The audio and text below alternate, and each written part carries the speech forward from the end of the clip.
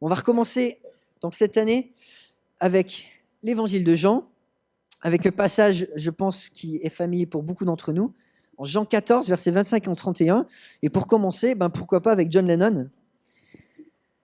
Imaginez si tout le monde vivait la vie en paix. Jusque-là, c'est pas mal. Vous direz que je suis rêveur, mais je ne suis pas le seul. Jusque-là, il a raison. J'espère qu'un jour, vous nous rejoindrez et que le monde ne sera plus qu'un. Pas trop mal. Après, il ne faut pas regarder dans le reste du champ. Alors, Lennon rêvait de paix, alors plus de guerre, plus d'oppression, peut-être plus de tension au travail, peut-être même plus de travail, je ne sais pas, plus de division dans les familles, plus de nuits sans trouver le sommeil. Un monde en paix est quelque chose pour lequel je pense on aspire à peu près tous. Pour Lennon, la manière d'arriver à cela, selon son chant du moins, si on regarde aux autres paroles, c'était de supprimer la propriété privée. Donc on partage tout, il n'y a plus de propriété privée, plus de frontières dans les pays, donc on mélange toutes les ethnies, il n'y a plus d'ethnie. Il n'y a plus de religion, on abolit toutes les religions. On suit tous un courant où il n'y a plus de conviction. Et il ne faut plus avoir de valeurs pour lesquelles ça vaille la peine de mourir. Il faut vivre pour le présent sans se soucier du long terme.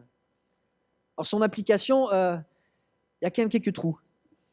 Lennon rêvait de paix, mais même si c'est quelque chose que la Bible enseigne, on voit que le message dans ses applications devient complètement opposé. Lennon pensait qu'avec un meilleur système, on pourrait arriver à avoir la paix. Alors que la Bible, le message, c'est que ce n'est pas le système le problème c'est l'homme. Le problème, c'est le cœur de l'homme, parce que les systèmes, on les a essayés au travers des siècles. On a tout essayé, avec ou sans religion, avec partage ou sans partage de ressources, avec ou sans moralité, avec ou sans liberté individuelle. Mais finalement, aucun système n'a réussi à amener la paix dont on rêve et dont on aspire. On vit dans un monde où finalement, peu importe le pays, peu importe la culture, peu importe le système, il y a de la tension. La vie, c'est compliqué. Un proverbe turc dit « Celui qui cherche la paix doit être sourd, aveugle et muet ». Bienvenue dans notre monde. Le monde dans lequel on vit fait beaucoup de bruit. Il n'y a pas forcément des guerres, mais les familles se divisent. Le travail est compliqué. On vit dans un monde où la paix, autant dans la société que la paix intérieure, est difficile à obtenir. On se tourne vers un Français, Alphonse Karr, ancien directeur du journal du Figaro au milieu du 19e siècle, qui disait « N'ayez pas de voisins si vous voulez vivre en paix avec eux ». Il n'a pas tout à fait tort. Et pourtant, on vit dans un monde où il y a du monde. Et si on n'est pas entouré, on se sent rapidement seul. On a besoin les uns des autres. Et pourtant, dès qu'il y a des relations, ça devient sale, ça devient brouillon, ça devient difficile. Et chercher à produire la paix dans un monde actuel, c'est comme essayer de suivre une recette pour un gâteau où il y a des ingrédients qui n'existent pas. On aimerait faire la recette, on aimerait arriver à produire ce bon gâteau, mais il y a des ingrédients qui n'existent pas. Et on ne peut pas y arriver. Et dans notre monde, arriver à trouver la paix, tant que le cœur de l'homme est corrompu, on n'y arrivera jamais. Notre espérance, c'est qu'un jour, ce monde arrivera à la fin, et puis il y aura un nouveau chapitre qui recommencera sur une page blanche, où finalement on pourra reconstruire un nouveau monde avec Christ, et avec Christ qui a changé nos cœurs. Non seulement cette corruption dans nos cœurs et ceux de nos proches nous affecte tous les jours, mais la Bible nous dit que quand le péché est entré dans le monde, même la nature a été corrompue. C'est ce qu'on voit aujourd'hui avec les ouragans qui détruisent le monde. C'est les conséquences du péché de l'homme qui est rentré dans le monde et qui a tout corrompu. Ni l'homme, ni la nature va nous laisser en paix sur cette terre avant que Dieu ne la détruise et ne la reconstruise. Alors des fois, on arrive à avoir des petites parenthèses de grandes guerres, on arrive à avoir une certaine paix, mais comme le disent de nombreux penseurs, dirigeants, hommes, femmes qui ont vécu au travers des siècles, l'entre-guerres n'est pas forcément un moment où on est paisible, un moment où on peut vraiment se reposer. Charles de Gaulle, si vous vous rappelez de lui, disait l'administration, c'est mesquin, petit, tracassier. Le gouvernement, c'est pénible, difficile, délicat. La guerre, voyez-vous, c'est horrible, mais la paix, il faut le dire, c'est assommant. Bienvenue dans l'administration française. Un autre Français, Marcel Achard, dramaturge et réalisateur français dans Contemporain. À De Gaulle disait « La grande illusion, c'est la guerre, la grande désillusion, c'est la paix ». On pense qu'avec la guerre, on va résoudre nos problèmes. On pense qu'avec la paix, on va résoudre des problèmes. Ni l'un, ni l'autre ne répond aux besoins du cœur de l'homme de trouver un repos. Le monde ne peut simplement pas donner la vraie paix. Même si tous les jours, sur tous les continents, des gens tuent ou meurent en essayant de rechercher cette paix, jusqu'à ce que ce monde soit détruit, il n'y aura pas de paix sur terre, sauf pendant les 1000 ans du règne de Christ, dont les chrétiens se battent depuis des siècles pour savoir comment l'interpréter. Mais bon. Notre monde, tel qu'il est, ne peut produire une vraie paix qui dure, qui est profonde. Il manque des ingrédients. Il manque des ingrédients. Des ingrédients que seul Dieu peut donner. Et c'est ce qu'on va regarder ce matin. Je vous invite à ouvrir vos Bibles, on va suivre. Donc vous pouvez suivre dans vos Bibles ou à l'écran, en Jean chapitre 14, versets 25 à 31. Donc nous sommes à quelques heures à peine de la crucifixion, même si ces heures sont longues, parce que ça fait plus d'1 an qu'on a commencé la semaine de la Passion, et je pense qu'on y sera encore pendant plus d'1 an. Des heures qui sont longues, mais je pense qu'elles sont aussi longues pour Christ, sont aussi longues pour les disciples. Ces dernières heures de la vie de Christ, c'est un moment unique, un moment où, dans l'évangile de Jean, on voit à l'entrée du chapitre 13, Jésus va mettre le comble de son amour pour les disciples. C'est un des moments les plus profonds dans toute la Bible, les plus explicites de l'amour de Dieu. C'est pour ça que ça vaut la peine de s'y attarder. Au début du chapitre 14, donc c'est la fin. Jésus annonce à ses disciples, il va partir. C'est la fin de son ministère sur terre. Ils sont choqués. Alors il les réconforte en leur promettant ce que le monde ne peut leur promettre. La paix dans le cœur, malgré la tempête. Jésus ne leur promet pas de les faire sortir du monde. Jésus ne leur dit pas, vous êtes mes disciples, vous allez construire des monastères où personne ne va vous embêter. Parce que même dans les monastères, on amène notre cœur et il n'y a pas la paix. Jésus leur promet non, vous allez être dans la tempête, mais je vais être avec vous. À partir du verset 25, je vous ai dit cela pendant que je suis encore avec vous, mais le défenseur, l'Esprit Saint que le Père enverra en mon nom, vous enseignera toutes choses et vous rappellera tout ce que je vous ai dit. Je vous laisse la paix, je vous donne ma paix. Je vous la donne pas comme le monde donne, que votre cœur ne se trouble pas et ne se laisse pas effrayer. Vous avez entendu que je vous ai dit je m'en vais et je reviens vers vous. Si vous m'aimiez, vous vous réjouiriez de ce que je vais auprès du Père, car mon Père est plus grand que moi. Je vous ai dit ces choses maintenant, avant qu'elles n'arrivent, afin que, lorsqu'elles arriveront, vous croyiez. Je ne parlerai plus beaucoup avec vous, car le prince du monde vient, et il n'a rien en moi. Cependant, ainsi, le monde saura que j'aime le Père et que j'agis conformément à l'ordre que le Père m'a donné. Levez-vous, partons d'ici. Dans ce passage, nous allons donc regarder à 3 ingrédients essentiels pour connaître la paix que seul Dieu donne. 3 ingrédients essentiels. Avant de faire cela, je vous invite à prier avec moi, que Dieu continue à travailler dans nos cœurs ce matin au travers de sa parole. Oui, Père Céleste, on s'approche de toi encore aujourd'hui avec un mois de septembre où il y a beaucoup d'agitation dans la vie de beaucoup. Père Céleste, on a besoin de ta paix, on a besoin de ton calme, on a besoin de cette assurance de confiance qu'on peut trouver en toi. On est incomplet sans toi.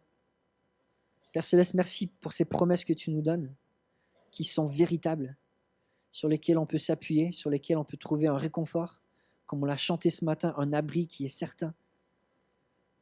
Père Céleste, donne-nous de trouver en toi une ancre sûre. Et Père Céleste, construis-nous encore cette année dans ta volonté. Amen. Premier ingrédient, être rempli du Saint-Esprit.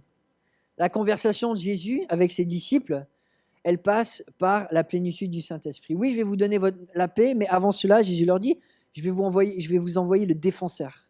En grec, paraclète, qui pourrait être traduit par avocat, conseiller, protecteur. C'est quelqu'un qui vient pour prendre la défense, pour soutenir, pour être présent, pour être aux côtés, pour aimer. C'est le rôle que Jésus a rempli avec ses disciples pendant qu'il était là. Maintenant, sa vie terrestre arrive à son terme. Et il leur dit, c'est pas fini. Je vais vous envoyer le Saint-Esprit qui va continuer cette mission auprès de vous. Moi, je vais au ciel. Je vais continuer à être votre paraclète, être votre défenseur au ciel, auprès de Dieu. Je vais prier pour vous. Je vais vous soutenir. Je vais vous aimer. Mais concrètement, aujourd'hui, vous avez besoin de la présence de Dieu dans vos cœurs. Et cette présence va passer par le Saint-Esprit. Les disciples avaient besoin, comme nous, d'un soutien proche, tangible, concret. Jésus leur dit, je vais partir, ils ne comprennent plus. Alors Jésus leur dit, mais ça ne va pas s'arrêter là. Je suis avec vous jusqu'à la fin du monde, au travers du Saint-Esprit. Les disciples, ils avaient besoin de cette présence, ils avaient besoin d'être guidés, on va le voir. Même après avoir Jésus ressuscité, qu'est-ce que fait Pierre?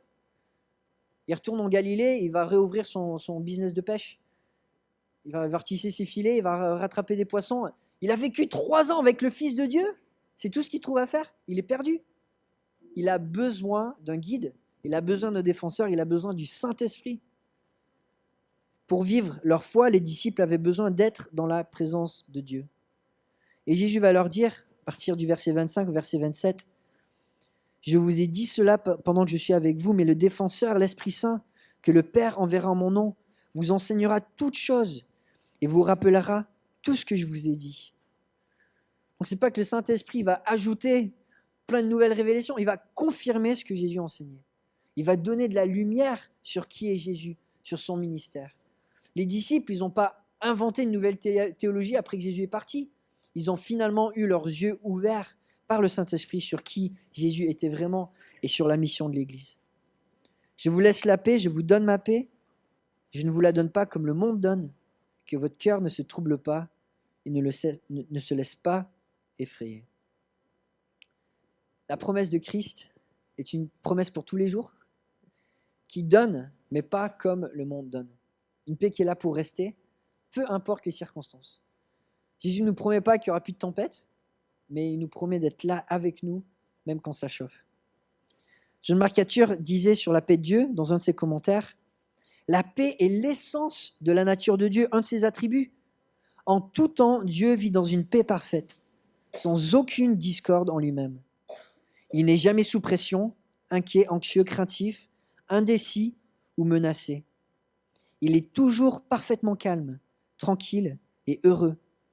Il n'y a aucune surprise pour son omniscience, aucun changement pour son immutabilité, aucune menace à sa souveraineté, aucun doute pour troubler sa sagesse, aucun péché pour tacher sa sainteté. » Dieu est toujours en paix. Dieu, dans sa nature même, c'est la paix. On ne peut pas troubler la nature de Dieu. Et quand on est proche de Dieu, cette paix, elle est partagée. La paix de Dieu, le seul moyen de la connaître, c'est d'être proche de Dieu. Et le moyen d'être proche de Dieu, Paul nous le dit, c'est au travers de la troisième personne de la Trinité, le Saint-Esprit, que Jésus a envoyé après lui pour être la présence de Dieu sur terre avec nous. Le Saint-Esprit est la source de paix, comme on le voit dans de nombreux passages des Écritures. Je vais simplement citer quelques-uns. Le fruit de l'Esprit, c'est l'amour, la joie, la paix.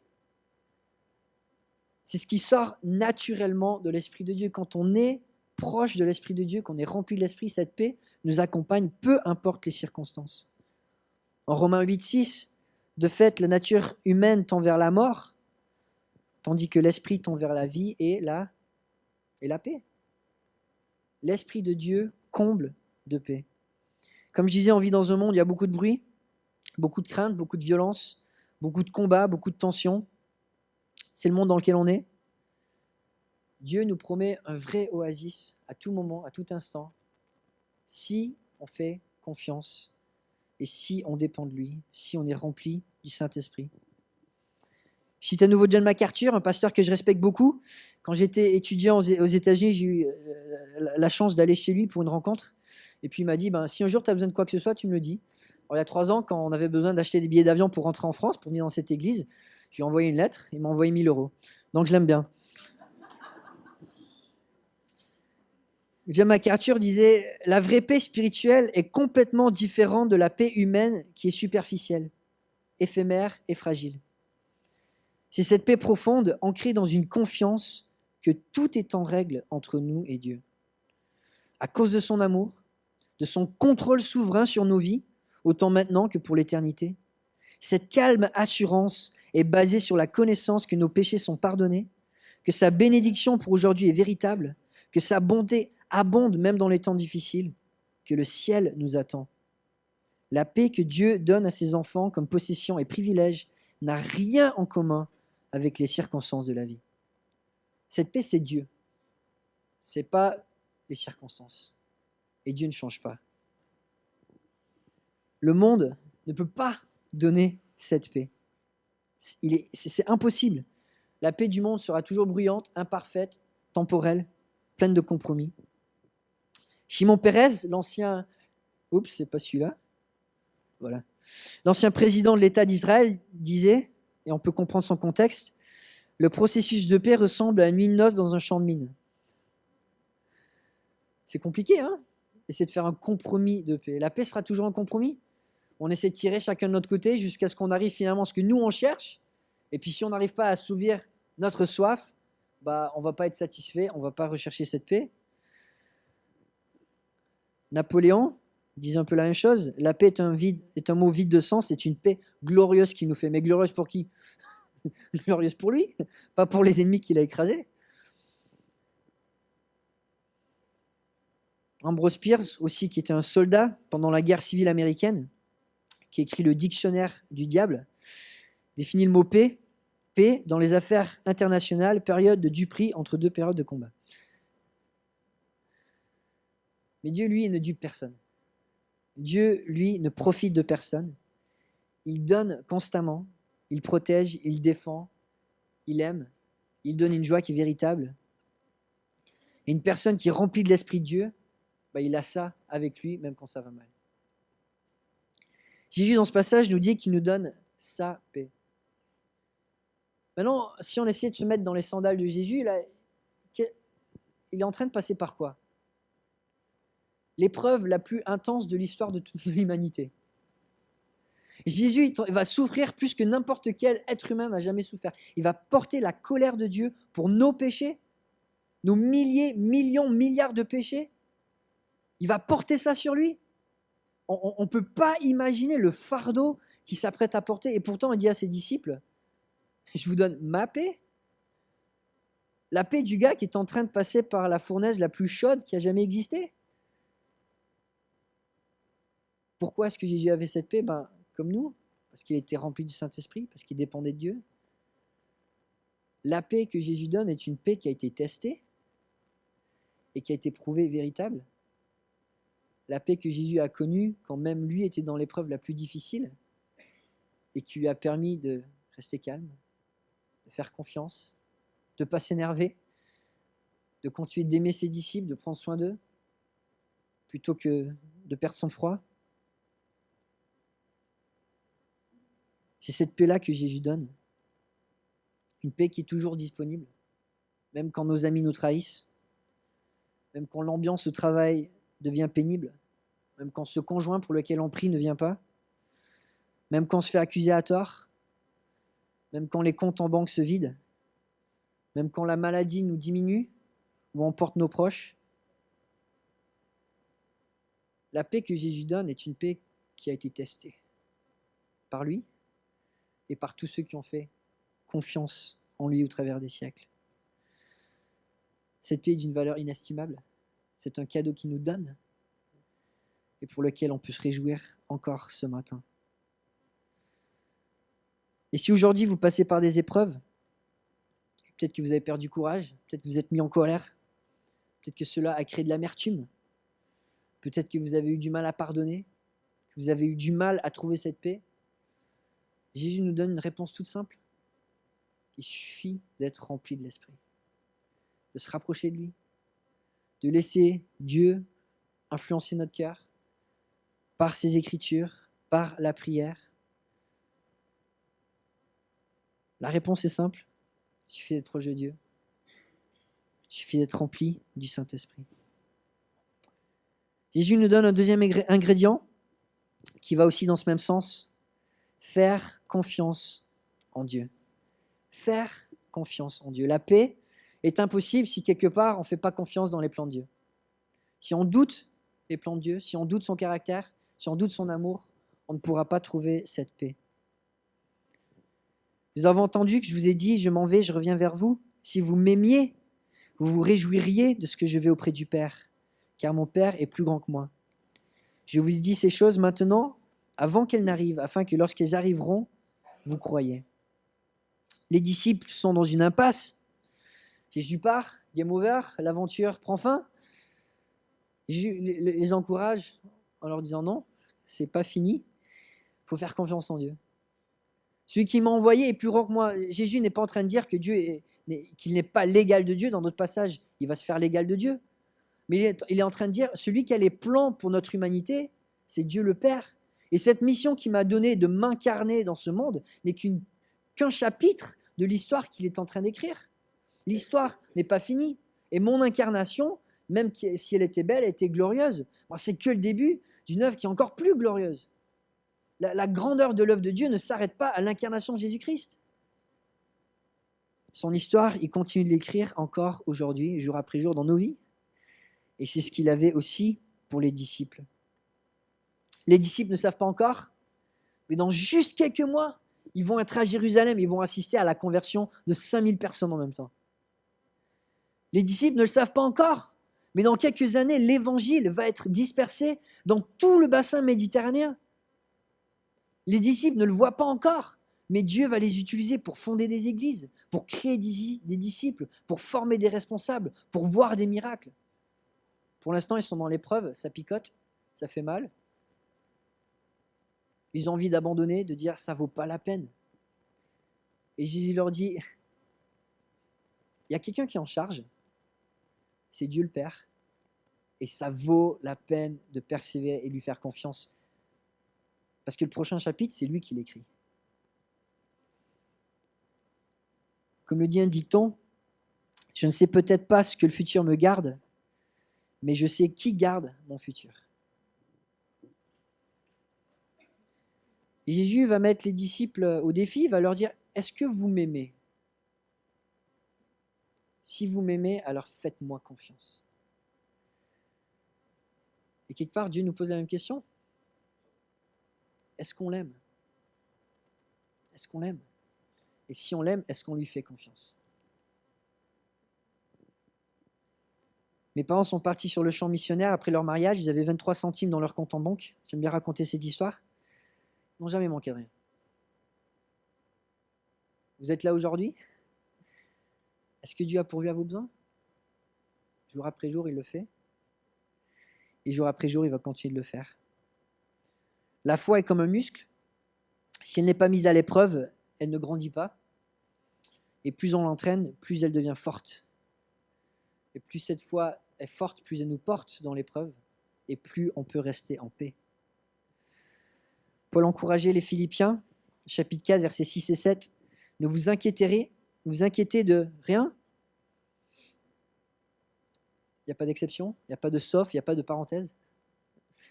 Mais en toute chose, faites connaître vos besoins à Dieu par des prières et des supplications, dans une attitude de reconnaissance. Et la paix de Dieu, qui dépasse tout ce que l'on peut comprendre, gardera votre cœur et vos pensées en Jésus-Christ. Le moyen de s'en sortir quand ça chauffe, c'est de prier, c'est de se rapprocher de Dieu, c'est de lui faire confiance, en gardant une attitude de reconnaissance, même malgré les épreuves. Alors c'est vrai que c'est plus facile de dire une fois qu'on a appris l'épreuve, quand on est au milieu, des fois, on a juste envie de mettre pause. Dire, Dieu, ce monde que tu as créé, là en ce moment, là, j'ai pas envie de continuer. J'ai envie de me retirer, j'ai envie de m'enfermer, j'ai pas envie d'être avec les autres, j'ai pas envie de m'investir. Ce qu'il faut se rappeler, c'est que Jésus est aussi passé par là. Jésus a eu des moments où il a été battu, il a été abandonné, il a été persécuté. Il a été dans des moments où tout faisait mal. Et pourtant, il a continué. Il a continué parce qu'il avait une mission et qu'il faisait confiance en Dieu que cette mission, finalement, c'était la plus belle mission qu'il pouvait avoir. Dieu ne fait rien par hasard. Dieu fait rien par hasard. Et les épreuves qu'il nous envoie aujourd'hui, c'est pour nous construire aussi pour demain.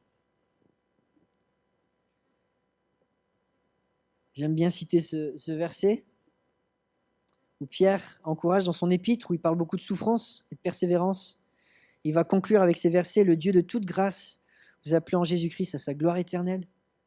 Après que vous aurez souffert un peu de temps, il vous rétablira lui-même, vous affirmera, vous fortifiera, vous rendra inébranlable. À lui soit la gloire, la puissance au siècle des siècles. Amen.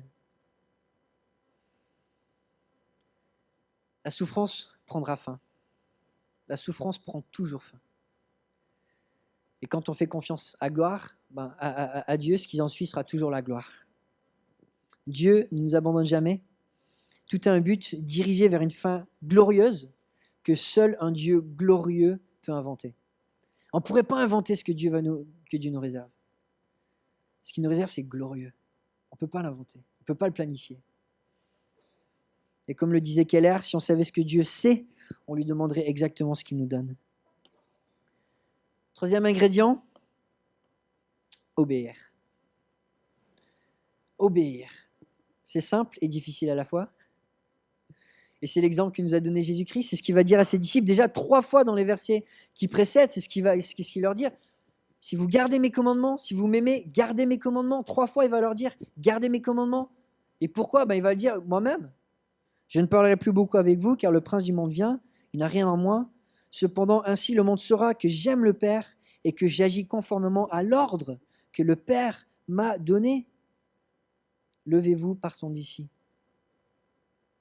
Si je n'ai que quelques heures à vivre, Satan, le prince du monde, va se déchaîner pour détruire le Fils de Dieu, en influençant le cœur de Judas, en contournant le cœur des leaders juifs, en insinuant les soldats romains à le persécuter davantage. Jésus sait que ses paroles sont limitées. Il va vers l'essentiel dans ces derniers chapitres de l'évangile de Jean et il va leur dire: l'essentiel pour vous, c'est d'obéir. Parce que Dieu a un plan dans lequel il a décidé de choisir de révéler son amour. Dieu prend l'initiative pour révéler son amour, mais ça passe par son plan. Et si on n'est pas dans son plan, si on désobéit, on a 0 de son amour. Enfin, on a des restes. Mais on n'a pas cet amour qui vient d'une relation qui est constructive. Oui, Dieu fait grâce, il fait briller son soleil sur les bons comme sur les méchants. Mais on ne peut pas connaître une relation profonde dans laquelle Dieu va déverser son amour si on est dans la désobéissance. L'obéissance, fuir le péché, s'investir dans la mission que Dieu a donnée à son Église, faire des disciples, aimer, pardonner son prochain, le louer, l'imiter. 3 fois, Jésus va leur dire, dans les versets précédents, que l'important, c'est d'obéir. C'est le seul moyen. C.S. Lewis, l'auteur des Chroniques de Narnia, un penseur chrétien extrêmement pertinent, disait « Dieu ne peut nous donner le bonheur et la paix en dehors de lui-même, parce que cela ne s'y trouve pas, cela n'existe pas. » La paix, c'est qui Dieu est. Et si on n'est pas dans une relation proche avec Dieu, on ne peut simplement pas la connaître. Donc 3 fois, il va leur dire: celui qui a mes commandements et qui les garde, c'est celui qui m'aime. Celui qui m'aime sera aimé de mon Père, et moi aussi je l'aimerai, je me ferai connaître à lui. Dieu veut une relation dans laquelle il va donner la paix, mais une relation, ça veut dire que ça va dans les 2 sens. Et si on veut connaître la paix de Dieu, on doit vivre dans l'obéissance. Spurgeon disait, donc probablement l'orateur le plus percutant du XIXe siècle, vous ne pouvez être en paix avec Christ si vous êtes en paix avec votre péché. C'est simple, mais c'est vrai. C'est du compromis dans notre vie qu'on accepte. C'est du péché qu'on refuse de mettre de côté. On ne va pas pouvoir connaître cette paix que Dieu nous donne. Les bénédictions de Dieu accompagnent toujours les plans de Dieu. Si nous voulons les connaître, nous devons les suivre. Jésus a obéi au Père, ça lui a coûté.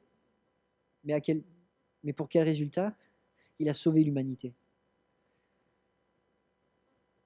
Et souvent, je me dis, mais jusqu'à quel point notre obéissance peut aller ? Qu'est-ce que ça peut produire si l'obéissance de Christ a produit le salut de l'humanité, notre obéissance, ça va dans le même plan. Ça va vers la même gloire. À la fin de l'histoire, Jésus demande à ses disciples de se lever pour partir. Pourquoi ils partent? Parce que Judas va revenir. Judas est parti, va revenir avec des soldats pour mettre fin à la vie de Jésus.